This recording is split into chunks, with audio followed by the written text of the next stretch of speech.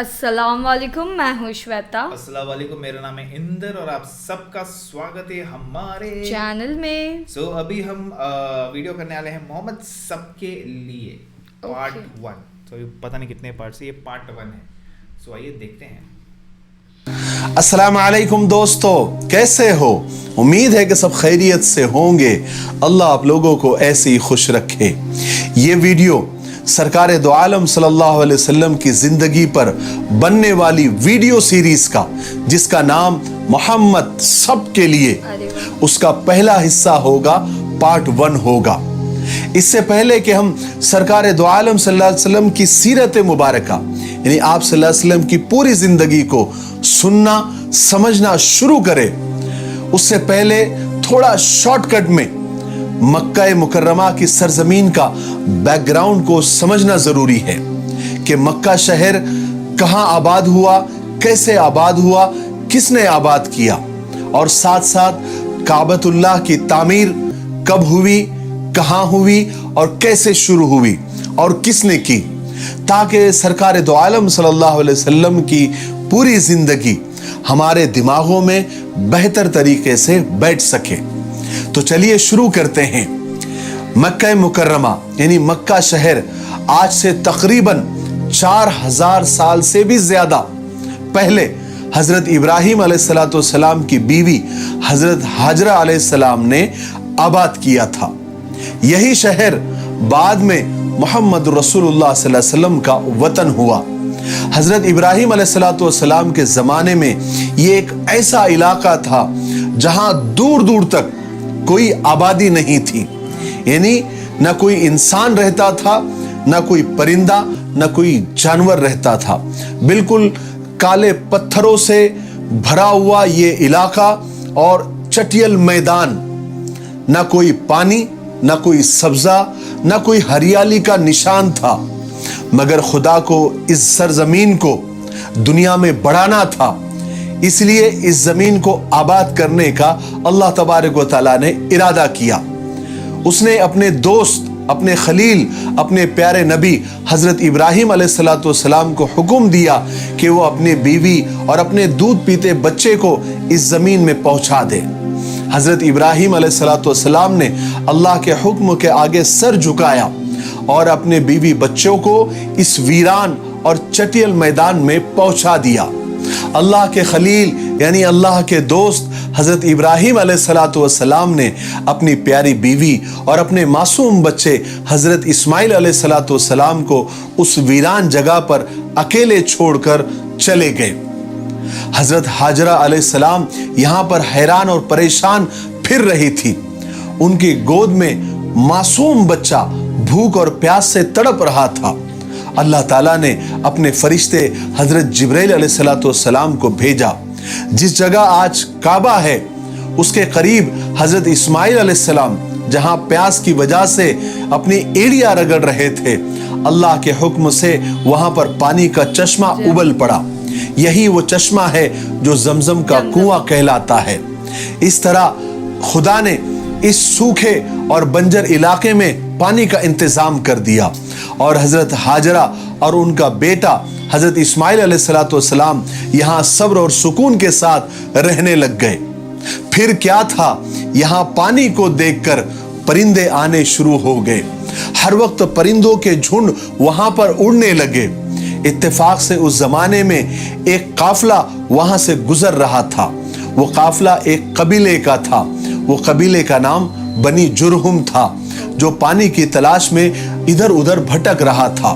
اس نے پرندوں کے جھنڈ کو اڑتے ہوئے دیکھا تو سمجھ گئے کہ یہاں کہیں پر پانی موجود ہے، اور ڈھونڈتے ڈھونڈتے وہ اس کنویں کے پاس پہنچ گئے۔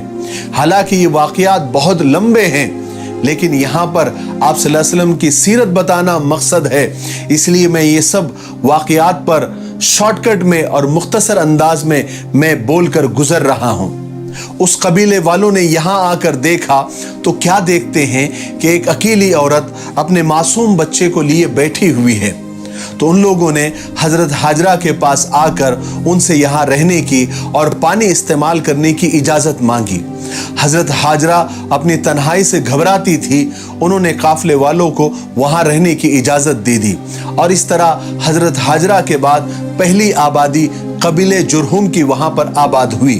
اس کے بعد آہستہ آہستہ اور بھی لوگ آ کر وہاں پر بسنے لگے، اور دیکھتے دیکھتے یہ زمین کا ٹکڑا جس کو تہامہ کہتے تھے ایک چھوٹی سی بستی بن گئی۔ حضرت حاجرہ علیہ السلام کو یہاں رہتے ہوئے پورے 15 سال بیت گئے۔ ان کے بیٹے حضرت اسماعیل علیہ السلام بھی پورے 15 سال کے ہو گئے، اور ایک دن حضرت حاجرہ علیہ السلام کا انتقال ہو گیا، وہ اس دنیا سے رخصت ہو گئی۔ حضرت اسماعیل علیہ السلام نے اپنی ماں کو زمزم کے کنویں کے قریب ہی ایک جگہ دفن کر دیا۔ حضرت حاجرہ علیہ السلام کے انتقال کے بعد حضرت ابراہیم علیہ السلام ملک شام سے مکہ آئے۔ اللہ تبارک و تعالیٰ نے ان کو حکم دیا کہ اس بستی میں جس کو تہامہ کہتے تھے وہاں پر کعبے کو تیار کرے، جو خدا کا گھر کہلائے گا۔ حضرت ابراہیم علیہ السلام نے جب اپنے بیٹے سے جب وہ ملاقات ہوئی، ملے، تو ان کو یہ بات بتائی کہ مجھے اللہ نے یہ حکم دیا ہے کہ میں یہاں پر ایک گھر بناؤں جہاں لوگ خدا کی عبادت کریں، اور تم اس کام میں میرا ہاتھ بٹانا۔ اس کے بعد ابراہیم علیہ السلام نے وہ جگہ بتائی جہاں پر آج کعبہ موجود ہے۔ حضرت اسماعیل علیہ السلام نے فوراً اپنے باپ کا حکم مانا اور تعمیر کے لیے پتھر وغیرہ اکٹھا کرنا شروع کر دیے، اور حضرت ابراہیم علیہ السلام نے دیواریں بنانا شروع کر دی، اور کچھ ہی دنوں میں کعبہ تیار ہو گیا جہاں پر لوگ خدا کی عبادت کرنے بھی لگ گئے۔ حضرت ابراہیم علیہ السلام خدا کے برگزیدہ رسول تھے، تمام عمر لوگوں کو خدا کی عبادت اور سیدھے راستے پر چلنے کی بات کرتے رہے اور تبلیغ کرتے رہے، لوگوں کو سمجھاتے رہے۔ کعبے کی تعمیر کے بعد حضرت ابراہیم علیہ السلام کا بھی انتقال ہو گیا، اور اللہ تبارک و تعالیٰ نے ان کے بعد اسماعیل علیہ السلام کو نبی بنایا۔ حضرت اسماعیل نے بھی لوگوں کو خدا کے ایک ہونے کا پیغام دیا اور صحیح اور سچی بات لوگوں تک پہنچائی۔ اس طرح مکہ میں حضرت اسماعیل علیہ السلام کا سچا مذہب پھیلنے لگا، اور اللہ تبارک و تعالیٰ نے لوگوں کے دلوں میں اپنے پاک گھر کی عزت اور محبت ڈال دی، یعنی کعبہ کی محبت ڈال دی، اور بہت جلدی دور دور تک اس کی شہرت ہو گئی، ایڈورٹائز ہو گئی۔ آخر کار 100 سال تک لوگوں کو سیدھا راستہ بتانے والے حضرت اسماعیل علیہ السلام کا بھی انتقال ہو گیا۔ آپ کی شادی چونکہ مکہ میں ہی ہوئی تھی تو آپ کی اولادیں بھی یہی پر رہتی تھی، یہاں تک کہ آپ کی اولادیں اتنی بڑھ گئی بعد میں کہ وہ دوسرے شہروں میں بھی جا کر بسنے لگی۔ مکے والوں میں بیت اللہ شریف کے انتظامات کی بہت اہمیت تھی، اور بیت اللہ کے انتظامات کرنے والے یعنی ٹرسٹیان جو کعبہ تھے وہ حضرت اسماعیل علیہ السلام کے ہی خاندان کے لوگ تھے۔ چونکہ وہی لوگ ٹرسٹی تھے اس لیے کعبے کی چابیاں بھی انہی کے پاس ہوتی تھی۔ حضرت اسماعیل علیہ السلام کی اولاد میں اکثر لوگ خدا کو ایک مانتے تھے اور اسی آسمانی دین پر وہ چلتے تھے جو حضرت اسماعیل علیہ السلام لے کر آئے تھے۔ لیکن پھر جیسے جیسے وقت گزرنے لگا دین میں نئی نئی باتیں بڑھنے لگی، یہاں تک کہ کعبے کے قریب جو پتھر پڑے ہوئے ہوتے تھے یا کعبے کو لگے ہوئے ہوتے تھے، لوگ کعبے کی وجہ سے ان پتھروں کی بھی عزت کرنے لگے۔ آہستہ آہستہ یہ عزت اتنی بڑھی کہ لوگ ان پتھروں کو اپنے ساتھ رکھنے لگے، اور اسماعیل علیہ السلام کی جو اولادیں تھی، جو ان کی نسل تھی، وہ دوسرے شہروں میں بھی رہتی تھی، تو وہ لوگ وہ پتھر کو تبرک سمجھ کر، برکت کی چیز سمجھ کر اپنے ساتھ لے جانے لگے اور ان پتھروں کی بھی عزت کرنے لگے جتنی وہ کعبے کی اور حجر اسود کی کرتے تھے۔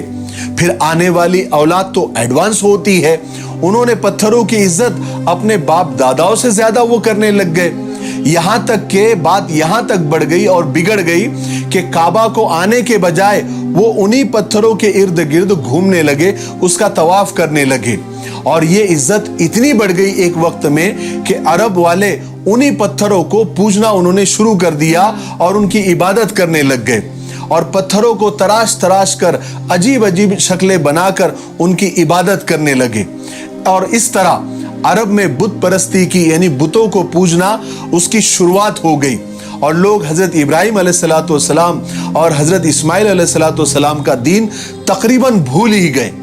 मगर मक्का में अभी तक कोई बुत नहीं आया था। जिस शख्स ने मक्का में बुत परस्ती की शुरुआत की और बुत परस्ती को फैलाया वो उसका नाम था अम्र बिन लुही। वो अपने जमाने में मक्का का सरदार था। हुआ ये कि वो एक दफा अपना इलाज कराने के लिए मुल्क शाम गया, जहां उसने लोगों को पत्थरों को और तस्वीरों को पूछते हुए देखा, तो उसे वो तरीका बहुत पसंद आया और वो वहां से एक बुत लेकर मक्का में आ गया और उसे बैतुल्ला में यानी काबा में रखवाया। इस तरह पहला बुत काबा में रखा गया जिसका नाम हुबुल था। फिर अम्र एक दिन जद्दा गया, वहां से भी वो कुछ बुत उठाकर ले आया और लोगों से कहने लगा कि इनकी इबादत करो। लोग चूंकि हर साल मक्का में हज को आते थे तो बहुत जल्दी उन बुतों की शोहरत हो गई और लोग उनसे मिन्नतें मांगने लग गए। अरब में चूंकि सैकड़ों कबीले थे, सब ने अपने अलग अलग बुत बना लिए। जो कबीला जितना बड़ा और मशहूर था उनके बुत उतने ही बड़े और उतने ही मशहूर हो गए। मक्का में सबसे बड़ा और मशहूर कबीला कुरैश का था, उनके बुत का नाम हुबुल और उज़्ज़ा था। और दूसरा जो मशहूर कबीला था वो ताइफ का था जिसका नाम सकीफ था, कबीले सकीफ, और उनके बुत का नाम लात था। उसके अलावा और भी बहुत सारे बुत थे जिनके नाम आसाफ, नाइला वगैरह ऐसे कुछ थे। इस तरह खुदा का घर बुतों का अड्डा बन गया। इसी तरह बुत परस्ती करते हुए सदियां गुजर गई, लोगों के जहन बदल गए। अब वो खुल्लम खुल्ला बुतों को पूजने लग गए। मगर फिर भी इतनी बुत परस्ती के बावजूद बैतुल्ला की इज्जत, काबे की इज्जत उन लोगों के दिलों में थी जैसा कि उनके बाप दादाओं के दिलों में थी और उनके जमाने में थी। लोग ऐसे वक्त में भी अपने घरों को काबे से ऊंचा नहीं बनाते थे, उसको बहुत बड़ा गुनाह समझते थे। ये वीडियो अब काफी लंबा हो रहा है, इसलिए आज हम यहीं पर रुक जाते हैं। अब हम दूसरे हिस्से में आपको बताएंगे कि जमजम का कुआं कहां चला गया, उसको किसने बंद कर दिया, कब बंद कर दिया। अब तो लोग भूल भी गए थे कि यहां पर कोई कुआं भी था, वो कैसे मिला, किसने बताया। फिर हाथियों वाला किस्सा जो अबाबिल वाला किस्सा था जो कुरान पाक में भी मौजूद है। उसके बाद सरकार दो आलम सल्लल्लाहु अलैहि वसल्लम के पैदा होने से पहले अल्लाह तबारक व तआला ने कैसी निशानियां दुनिया को बताई थी, ये हम दूसरे हिस्से में आपको बताएंगे। तो हमने अल्हम्दुलिल्लाह हिम्मत करके ये सीरीज मोहम्मद सब के लिए शुरू कर दी है। हमने अपने वादे को पूरा करना शुरू कर दिया है, आप भी अपने वादे को पूरा करें और इस वीडियो को कम से कम 5 लोगों को आप जरूर शेयर करें। अगर आप ज्यादा शेयर करते हैं और ज्यादा लोगों तक बात पहुंचती है तो ये बात आपके लिए बाइसे सवाब होगी और सदक़े जारिया होगा। तब तक के लिए मेरे लिए और पूरी उम्मत के लिए खैर और भलाई की दुआ करते रहें। अस्सलामु अलैकुम व रहमतुल्लाहि व बरकातुहू। अस्सलामु अलैकुम दोस्तों। चलिए अच्छा मिला ये सीरीज हमें डिटेल में, जैसे वो काबा का स्टोरी बताई कि कैसे बनाया गया बनाया वहाँ पे, कौन आया था कहाँ से और कैसे शुरू हुआ जैसे था। बंजर वाह, जमीन थी, कुआं कैसे आया, सबसे पहला कबीला कौन सा पहले था, कबीला कौन सा था। तो बहुत बोलते ना बहुत अच्छे से बहुत उनके जाने के बाद उनके बच्चों ने भी कैसे किया, उनके बच्चों ने भी कैसे किया, मतलब बुत पूजन पे कैसे चले हाँ गए जी, वो लोग, हाँ जी, हाँ कि वो जी। थोड़ा कन्वीनियंट हो गया कि पत्थर ले गए घर पे हो गया, तो उधर रहो। कोई जा नहीं रहा था फिर इसके लिए मक्का के यहाँ पे। बट और समझा भी बहुत अच्छे से रहे थे, सिंप्लीफाइड लैंग्वेज में बता रहे, तो मैं हमें भी एक्चुअली ऐसे अज्यूम भी कर रही थी, ओके ऐसा हुआ होगा, ये हुआ होगा, वो हुआ, पिक्चराइजेशन करते हैं, पिक्चराइजेशन कर रहे थे। जी जी जी जी, आपने सही कहा। बहुत अच्छा वीडियो लगा मेरे को। हमने एक्चुअली इनका पहला वीडियो देखा बट बहुत अच्छा लगा और वो डिटेल में भी पता है, तो अभी अपने को पूरे पार्ट्स में समझाया जाएगा तो अपने लिए और आसानी होगी।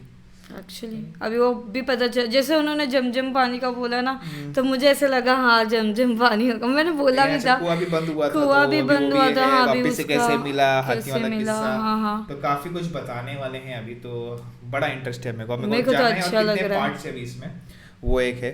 یہ تو پارٹ 1 ہے. تو بڑھیا.